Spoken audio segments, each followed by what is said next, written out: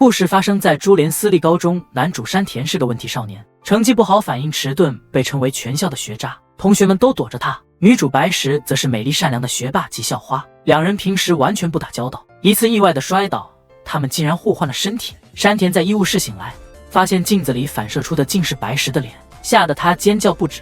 山田急匆匆地跑回教室，看到自己的身体正在黑板前解数学题，动作里都带着白石的风范。为了搞清楚发生了什么，山田不顾周围的目光，直接拉着白石出了教室。面对突如其来的身体互换，白石觉得只要他们再次摔倒就能换回来，他不想耽误学习，于是两人约定放学后尝试再次互换。但放学还有好几个小时，山田决定用这个机会了解一下女生的身体，这让他对生物有了新的认识。不过接下来的骚扰让他头疼不已，有偷窥的也有动手动脚的，好在山田不是省油的灯，一脚把那个猥琐男老师踢得直叫唤。处理完这些麻烦，山田还遇到了另一个问题同学佐佐木。他嫉妒白石的美貌和才华，经常往白石的储物柜里扔垃圾和恶毒的纸条。山田找白石诉苦，感叹女生间的恩怨可真够呛。山田让白石以后有事一定要找他。白石担心自己的问题给山田带来困扰，他想尽快恢复原状，但山田上心了，他打算自己解决佐佐木的问题。正好被佐佐木撞见，他嘲笑白石找了个学渣做靠山。山田听不下去了，决定给他点颜色看看。白石突然插手，场面一度混乱。佐佐木看着山田骂白石，吓得逃了。山田和白石回到事故的地点，试图恢复原样。经过几次失败的尝试，他们还是没能换回来。这时白石突然想起一细节，原来那次他们在摔倒时还互相吻了。于是白石毫不犹豫地吻了山田。一吻之后，山田终于换回了自己的身体。山田兴奋地跳来跳去，白石依旧冷静，以复习为由离开了。这一吻似乎激活了山田的潜能，他兴奋地在操场打了一套拳。第二天，山田找到白石，他希望借助互换身体的经历，让白石帮他通过补考。如果这次补考再不过山田，就得被学校开除了。正巧白石也不想上体育课，两人一拍即合，决定互换身体。在教室里互换后的山田完全不在意自己现在用的是白石的身体，居然当着大家的面开始换运动服。幸好同学们及时提醒了山田，作为校花得小心那些猥琐的男生偷拍，特别是像山田这样的学渣。这时山田发现窗外有人偷拍，为了洗清自己的嫌疑，山田飞快地追上了幕后黑手。不知情的男生误以为追来的是真的白石，一怒之下山田气得不轻，指着正在教室里补考的白石，山田质问那他到底是谁。然后山田一连串的飞踢，狠狠地教训了那个不老实的男生。这一幕正好被学生会副会长宫村看到了。原来特别爱管闲事的学生会正在调查为什么学霸白石不想上大学。经过一段时间的观察和跟踪，宫村猜测白石肯定是和山田互换了身体，不然不会有这么奇怪的行为。第二天，山田刚和白石互换身体就被宫村堵住了。宫村仅用几个地理问题就识破了山田的身份，没办法，山田只好向宫村坦白了一切，同时恳求宫村帮忙保密。宫村也答应了。作为交换，宫村想让山田帮忙调查白石不想上大学的真正原因。宫村决定从身体检查开始，确认白石不想上大学是否是因为身体有隐疾。就在这时，白石突然出现，他解释了自己为什么不想上大学，是因为以前被同学欺负导致厌学。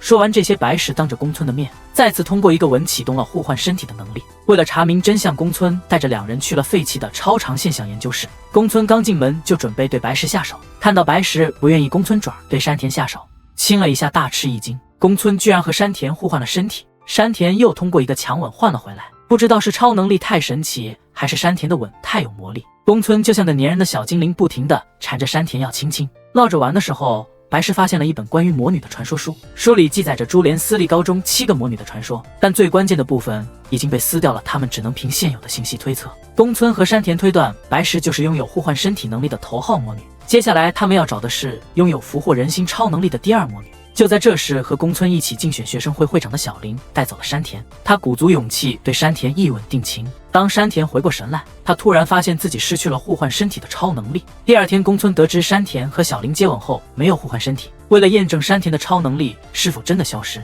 宫村决定亲自为科学献吻。没想到这一吻正好被同学小雅撞见，小雅身为老牌腐女，不由自主地拿出手机，希望他们再亲一次给镜头看。为了打断小雅的腐女幻想，宫村撒谎说那只是超常现象研究会的入会仪式。听闻此言，小雅急忙揭露自己也是超常现象的超级粉丝，她急于想加入这个组织。小雅一口气吻向被误认为会长的山田。不得不说，日本真是个全民中二病发作的国家。然后不可思议的事情发生了，先后吻了山田的宫村和小雅突然迷恋上了他，他们甚至为了争夺山田大打出手。下课时花痴的小雅为了能和山田单独相处，他拉着山田去调查一个学校封闭的魔女教室，教室的门上挂满了锁，透出一股怪异的气息。但奇怪的是，一扇向内开的门上也挂了锁，难道是怕学生们进不去吗？山田和小雅在里面转了一圈，什么也没找到。这时门外传来脚步声，吓得他们俩赶紧躲进了柜子。小林和他的跟班阿朝走进了教室，开始吐槽之前利用亲吻对山田施展俘获人心的超能力，但是没有任何效果。原来小林发现近来山田和宫村走得很近，为了探听宫村的消息，小林想用超能力控制山田。粗心的山田和小雅听说后，居然没意识到她就是那个魔女，反倒是八卦小林和阿朝是否在课间私下谈恋爱。场景一转，疯狂爱上了小雅和宫村，逼着山田在他们之间做出选择。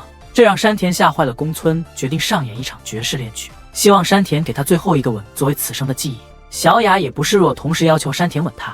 为了摆脱这两个粘人鬼，山田给了他们各一个吻。突然两人仿佛被解除了咒语，开始疯狂吐槽自己怎么会喜欢上这么傻的学渣。全程目睹这场虐恋的白石指出，宫村和小雅中了俘获人心的超能力。然后四人一起回顾了今天的全部事件，还有小林身边那些阿谀奉承的众人，猜测小林肯定是亲吻了身边的每一个人，这才突然在男生中获得了如此高的人气。聪明的白石突发奇想，他决定亲吻山田来验证自己的猜想，撇开了其他人。山田害怕亲吻后会中超能力的咒，急忙躲开，白石却不在乎，说中就中了，轻轻地吻了上去。一吻之后，山田和白石只是互换了身体，看来俘获人心的超能力对白石并无影响。这时小林看到山田正在和白石在天台亲吻，他感到一阵莫名的心酸。另一边，一个戴眼镜的漫画少女偷偷地用笔画下这一幕。一番验证后，白石和山田通过亲吻恢复了各自的身体。为了让成绩不佳的山田明白，白石利用社团的道具生动讲解，原来山田可以复制能力，只要魔女用超能力对他就能完全复制这个能力，还能把这能力用在亲过的人身上。这时候阿朝冲进来急问山田对小林做了什么，小林居然迷上了山田。机灵的白石立刻解释，因为山田能复制超能力，所以小林亲吻山田后就中了迷恋人的超能力。阿朝请求山田帮小林摆脱这个能力，山田不太愿意，但别无选择，只能再次亲吻小林。于是把小林带到那间封闭的教室，准备亲吻解除能力，却被小林拒绝了。小林觉得为喜欢的人心酸也是一种美好。事后山田看着那些围绕小林的人，不由得问小林，因为超能力让人爱上自己真的幸福吗？小林说，即使是假的，我也觉得很快乐。这回答让所有人都困惑不解。画面转换，小雅得知山田有复制能力，大赞山田简直是魔女的挖掘机，提议让山田和学校的女生们接吻，这样就能轻松找到所有魔女。山田被小雅的想法吓到，直言要放弃找魔女。这时白石温柔地说，我希望你继续帮助那些需要你的魔女。白石一说，山田只好答应了。在喜欢的人面前，原则都变得无足轻重。与此同时，一个戴黑框眼镜的漫画少女出现在画面中。山田在补习班遇到了一直在画漫画的阿美，课后好奇的山田抢过阿美的漫画本，看了几眼就被画技折服。突然阿美出乎意料地吻了山田，吓得山田把这事告诉了研究会的成员，大家猜测阿美可能是第三个魔女。山田的脑海里突然响起了阿美的声音，被他约了出去。原来阿美不小心发现自己有超能力，她亲吻的人会像加入了一个在线群聊，能互相知道对方的思想。阿美听说山田考试得高分，为了满足父母的愿望进医学院，她想通过心灵感应让山田帮忙作弊。山田想到大家对阿美身份的猜测，于是把阿美带到研究会，当众透露阿美是七魔女之一，还解释了自己高分的原因，是因为魔女白石用身体交换的能力帮忙。这时对超能力着迷的宫村和小雅打断了解释，他们一个接一个亲吻了山田，也加入了阿美的群聊。疯狂的小雅突然冒出了一个大胆的点子，她提议让阿美和白石试试亲吻，看看谁的超能力会盖过对方。冷酷的白石直接拒绝了小雅的想法，转而看向山田，但没人注意到他那一瞥中不经意流露出的羞涩。听到白石拒绝后，老色鬼山田心里突然浮现出和白石热吻的画面，他忍不住笑得像蜘蛛。紧接着大家都忙着处理正事了，阿美和小林进行了接吻实验，但什么效果也没有。小雅因此推断魔女们的超能力似乎互不干扰，这意味着即便白石愿意她和阿美的身体互换，也无法实现。就在这时，一向爱出奇招的宫村眼睛一亮，他自信满满的说能帮阿美和山田一起顺利通过补考。阿美听后乐坏了，连忙拿出自己做的曲奇招待大家，谁知这曲奇竟然为补考埋下了伏笔。第二天补考开始，宫村的计划简单明了，阿美利用她那项在线群聊的超能力将考题发送出去，不参加补考的宫村负责接收和转写，白石在一旁解答，最后宫村再将答案传给阿美和山田。计划听起来完美，现实却骨感得很。阿美的曲奇让山田和宫村陷入困境，两人变成喷射战士，结果一直蹲在男厕所，这场考试也就失败告终。考试后，阿美泪眼婆娑地向大家讲述了自己的故事，她其实更热爱绘画漫画，但遗憾的是妈妈希望她能继承家中的医院。怕什么来什么，第二天阿美的妈妈被老师叫到了学校，老师直言不讳地说阿美的成绩根本无法考上医学院，建议阿美的妈妈为她选择其他专业。强势的美妈坚称老师没看到阿美的努力，认为老师这样做太武断了。此时山田宫村和小雅通过心电感应带入其中，他们感受到阿美想要放弃自己的人生，急得像热锅上的蚂蚁。善良的山田忍不住了，他冲进教室让老师出去，然后对着美妈深情一吻，希望通过这种方式传递心电感应。美妈却被这突如其来的吻吓到，反手就给了山田一个耳光。遗憾的是，即使美妈能感受到阿美的心声，害羞的阿美依旧不敢直言自己的真实想法。这时白石走进教室，把写满鼓励的便签贴在画册上还给阿美。阿美小心翼翼地收好了便签，鼓足勇气向妈妈展示了自己的漫画作品。原来便签上的鼓励话语让她更坚定了成为漫画家的决心。事情终于圆满解决，大家脸上都洋溢着欣慰的笑容。此时美妈单独叫住了曾冒犯她的山田，只见美妈一把将山田壁咚热烈地吻了上去。这一吻过后，山田仿佛被掏空了一样，瘫坐在地上，久久无法平静。主角们的善意最终得到了回报。阿美在超常现象研究会中告诉大家，她曾偶然亲吻了学妹诺亚，但事后却无法感应到她的心声，所以大家都猜诺亚可能是第4个魔女。山田一个人去找诺亚，想快点弄清楚她的超能力，一上来就用句老生常谈试图打破沉默。被诺亚拒绝后的山田开始和超常现象研究会的成员一起分析诺亚的超能力。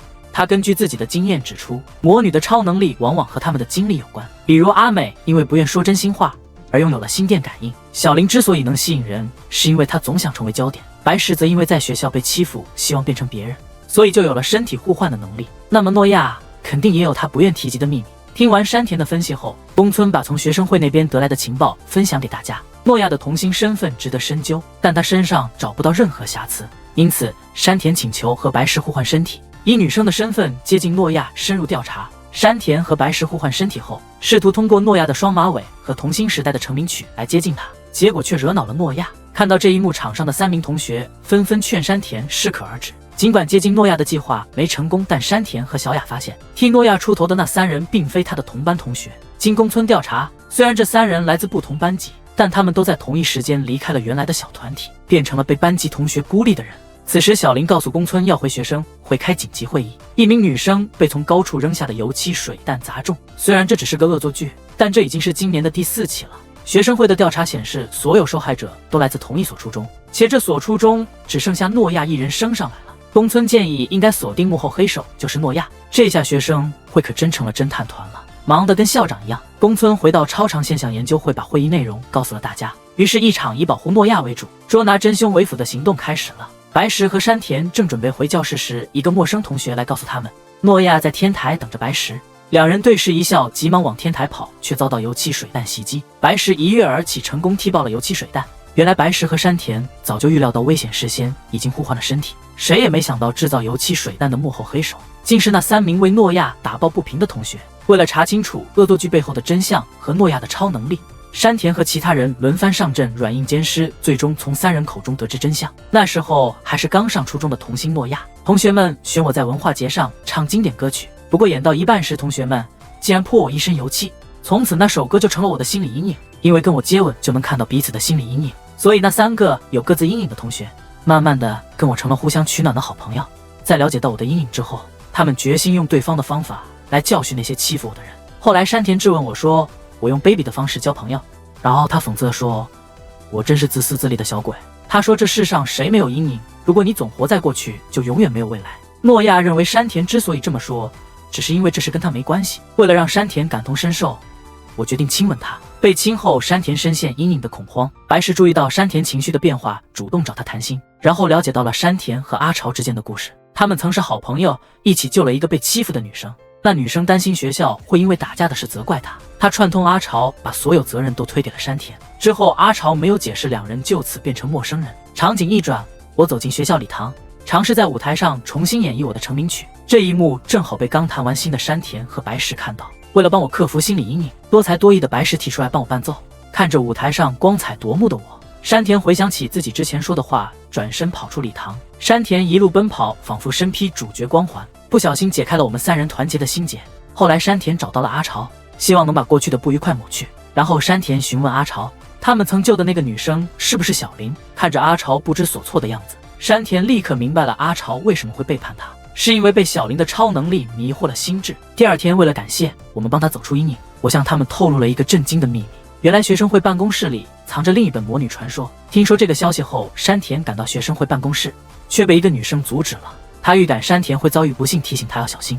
他的话音刚落，山田就不小心碰到一个路过的女生，结果被误认为流氓，遭到猛烈反击。山田在被玛利亚的预言后，开始怀疑她就是第5位魔女。但现在山田没空去探究玛利亚的身份，当务之急是要找到魔女传说的下册。可惜没找到东西，山田被学生会会长老白当场抓住，结果被罚去海滩捡垃圾。场景一转，山田正顶着炎炎烈日在海滩上捡垃圾。宫村借组织团建的名义，带超长现象研究会的成员去海滩玩。阿美和刚失恋的玛利亚也加入了团建。看到宫村被美女围绕，山田羡慕的不得了。山田终于完成了惩罚任务，想提议晚上大家一起去海滩烧烤放烟花，但被小雅拒绝了。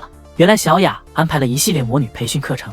听到魔女2字，玛利亚满脸疑惑，于是大家赶紧给她解释了7魔女的传说。这时山田才想起自己曾猜测玛利亚可能是第5位魔女。聊到魔女，玛利亚开始讲自己的奇异经历。去年秋天，她发现吻别人后能预知未来，最初对这种超能力感到非常兴奋，直到预见到和男友分手，她决定不再随便吻人。不过因为从小在国外长大，玛利亚把接吻当作打招呼，所以她当众给山田一个晚安吻。亲吻过后，玛利亚和山田看到白石将遇到大麻烦，从散落的沙滩凉鞋推测，他们猜测只要白石离开海滩就能避免危险。可事情没那么简单，玛利亚和山田再次接吻，发现未来并未因此改变。为了查明事故具体时间和地点，宫村提出了一个大胆计划，他让山田用阿美的心电感应传递未来景象，再由漫画天才阿美将景象画出来。宫村在阿美画的作品中看到了显示811的电子屏，猜测这串数字可能是时间或日期，正好明天是8月11日。山田建议白石最好在家休息，以避免灾难。第二天，玛利亚再用超能力查看，发现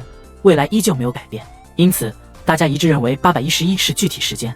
宫村像侦探一样做出了重要发现，他根据画中的影子长度推翻了811是时间的说法。为了尽快消除所有风险，大家决定先找到事发地点。在学校所有楼道里寻找后，他们终于找到了画中的楼道，但没找到电子屏。正当此时，乒乓球队带着类似电子屏的计数器走进了教室，大家恍然大悟，确定事发地点就在这个楼道。为了查清楚白石摔倒的真相，宫村猜测通过让山田亲吻乒乓球队的成员，可以从他们的视角看到事发当天的情景。想到白石的安全全靠自己，山田毅然决然地开始行动。他从学生亲到老师亲到嘴，都快抽筋了，却一无所获。无奈之下，宫村建议大家时刻保护白石。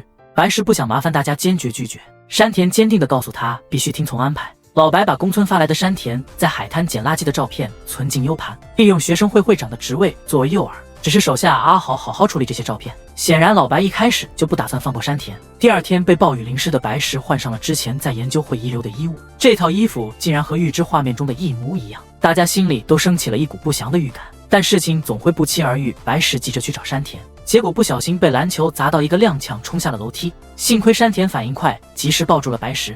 为了防止白石受伤，山田在拥抱时借机嘴对嘴，完成了身体互换。山田这一英雄救美的行为让命运出现了转机，两人都安然无恙。晚上为庆祝白石逃过一劫，大家在操场上燃放烟花尽情庆祝。这情景让玛利亚感慨万千，她回想起自己和男友的分手，原因是她预见到了男友的不幸，却无力改变，所以玛利亚特别渴望能像普通人一样和爱人享受简单的爱情。听完玛利亚的故事，山田担心白石也会因为超能力感到困扰，便拉着她谈心。虽然白石目前还没感到什么困扰，但他坦率地说出了自己也想成为普通人，和心爱的人亲吻。见到他们深谈的一幕，玛利亚和小雅不禁感叹山田这么直率却不自知。第二天，山田问诺亚是否觉得超能力很烦人，毕竟诺亚看到的总是些阴暗恐怖的往事。这时诺亚忽然想起曾在《魔女传说》下册中看过，要消除魔女的超能力，需要找到魔女杀手。为了帮助所有魔女摆脱超能力，山田请求老白借他看看《魔女传说》下册，却被果断拒绝。没办法，山田决定硬上，没想到被看似柔弱的怪力学姐飞鸟摔倒在地。这个怪力学姐正是老白的秘书和保镖飞鸟。与此同时，玛利亚对研究会成员说，山田得知魔女杀手能消除超能力后，直奔学生会。听说山田独自闯入学生会后就杳无音信，宫村赶紧去学生会救人。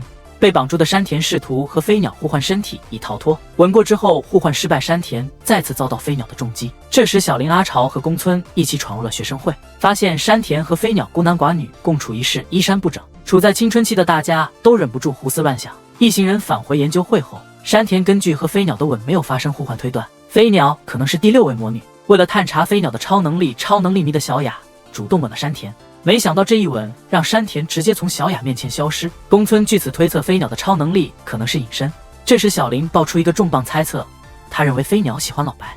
他曾尝试用俘获心智的超能力当上学生会长，结果被飞鸟当场抓住。飞鸟毫不留情地在小林身上留下了痕迹。听到这里，场上的男生们不是害怕，反而羡慕老白的好运。原来飞鸟是全校男生的梦中情人，就连中了俘获心智的阿潮也幻想过飞鸟，这让小林很不爽。小林和阿潮离开后，研究会成员还是决定偷出魔女传说下册。这次他们各自分头行动。宫村的任务是引诱老白离开办公室，小雅和白石则留住飞鸟。山田负责潜入办公室偷取文件。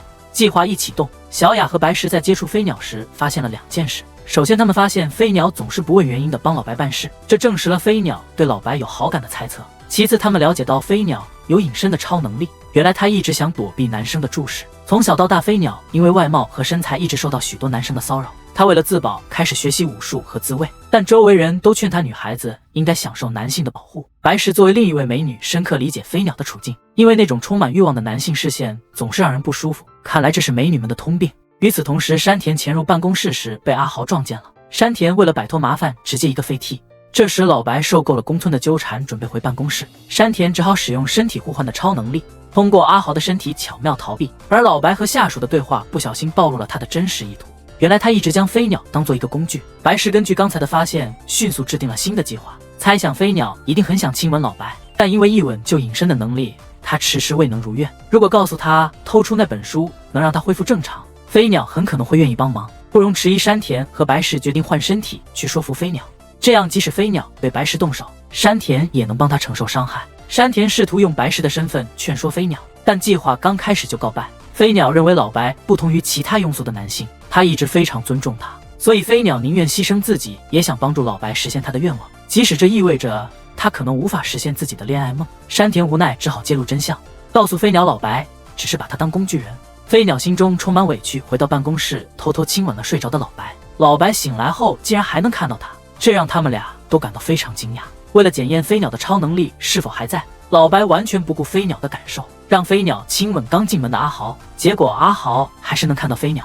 老白心生一计，再次亲吻飞鸟，同时让飞鸟再亲阿豪。这次飞鸟成功隐身了。这一刻，老白突然意识到自己可能是传说中的魔女杀手，他能通过亲吻夺走魔女的超能力。另一方面，山田和白石换回了身体，找到了玛利亚，因为他们没有找到那本传说中的书，真不好意思没能帮他去除超能力。玛利亚特别感激山田忙里忙外，还送了他一波香吻。这次他们终于看到阿豪当选为学生会长，白石成了会长的秘书，脸上全是委屈。看着这一幕，白石的微笑深深触动了山田的心。山田这时才意识到自己已经喜欢上了白石。此时小雅和白石找到了山田之前在海滩捡垃圾的照片，照片被人 P 成了偷内衣的样子，还被发到学校论坛上了。拍着照片的是宫村，他们开始怀疑宫村可能是个双重间谍。另一方面，山田意识到自己真的喜欢上了白石，既惊又喜。他独自在操场上打了一套哈拳，试图抑制对白石的感情。打完拳后，山田回到了超常现象研究会，为了不让别人发现他喜欢白石，他刻意躲避白石。白石误以为山田知道了自己的丑闻，不好意思，见人急忙上前安慰。山田对这种莫名其妙的安慰感到困惑，仔细一问才知道自己被 P 成了内衣贼。这时嫌疑人宫村回来了，面对大家突如其来的孤立，他也一头雾水。画面一转，学生会会长老白决定让位，他说会把会长的位置传给能找到第7位魔女的人。为此，候选人宫村小林和阿豪都全力以赴。会议结束后，飞鸟想起山田说过老白只把他当工具人，他试探性地询问了老白的看法，没想到老白这个渣男直接反问难道不行吗？这让飞鸟感到非常失望。这时山田不想因为之前被阿潮背叛，就在不明真相的情况下误会宫村，所以他选择相信宫村。为了避免尴尬，山田装作没事人一样和宫村打闹。得知宫村想找到第7位魔女成为学生会长，山田力挺说就算要我亲遍全校的女生，我也愿意帮这个忙。这时山田告诉宫村自己之前看到白石成为学生会会长阿豪的秘书后满脸的委屈，为了不让白石受到伤害，山田决定一定要帮宫村成为会长。说干就干，他们找到了那本被撕毁的魔女传说上册，想要进一步调查第7位魔女的信息。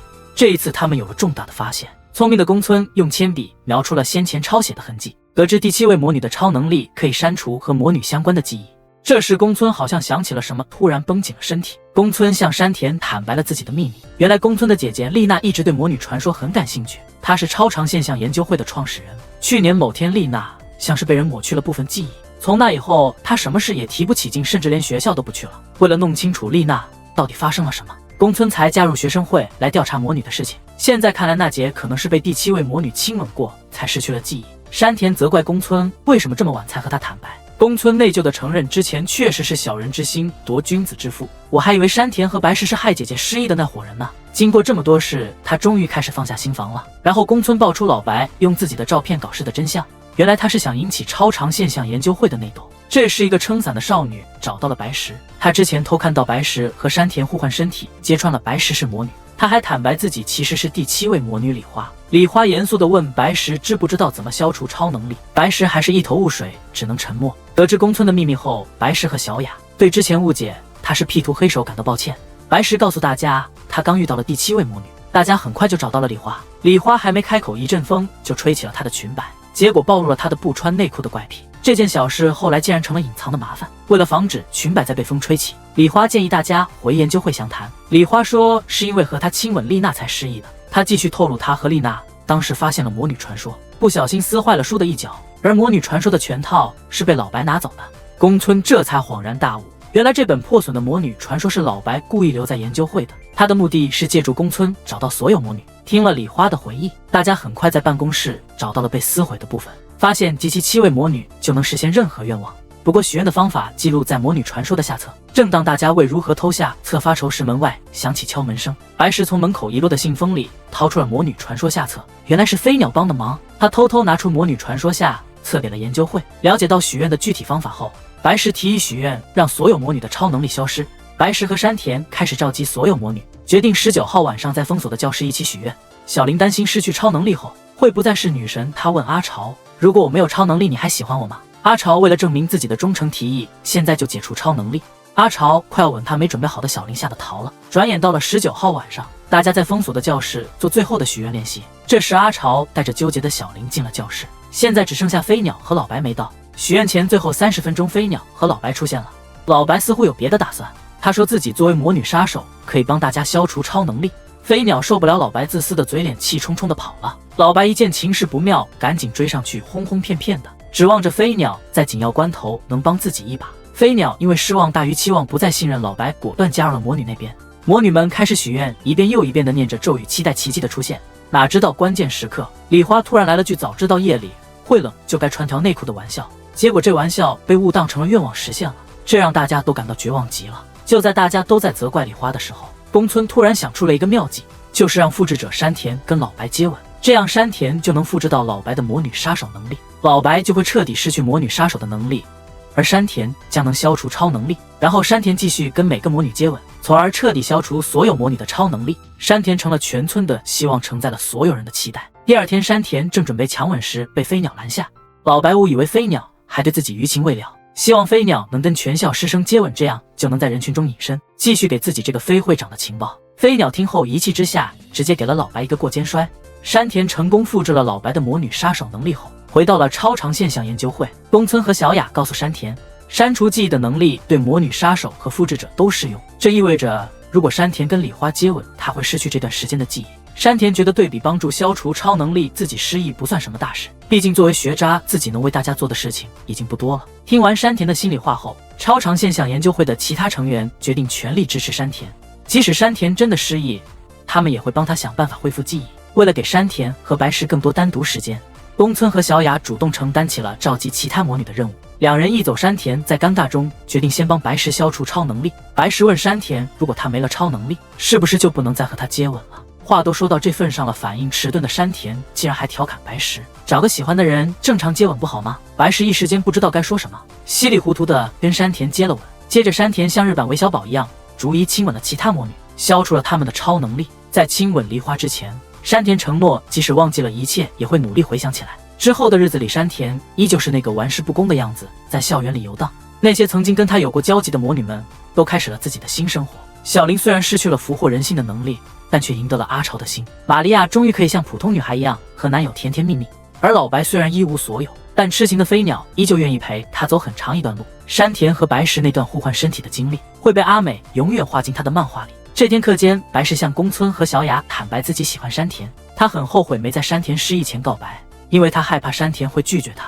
小雅忍不住插嘴说，山田一直都挺喜欢你的。在小雅的鼓励下，白石鼓起勇气对山田说，我喜欢你。从那天我们身体互换开始。看到山田一脸困惑地走出教室，白石没有放弃，直接追了出去。没想到又一次和山田一起从楼梯上摔了下去。这次摔倒让山田脑海里闪过他们接吻的所有画面，确认过眼神，白石流着泪对恢复记忆的山田说，欢迎回来。此刻不需要多余的言语，一切都在他们甜蜜的拥吻中表达了。之后超长现象研究会的成员们再次聚在一起，4人重新将整套的魔女传说放进那间被封锁的教室，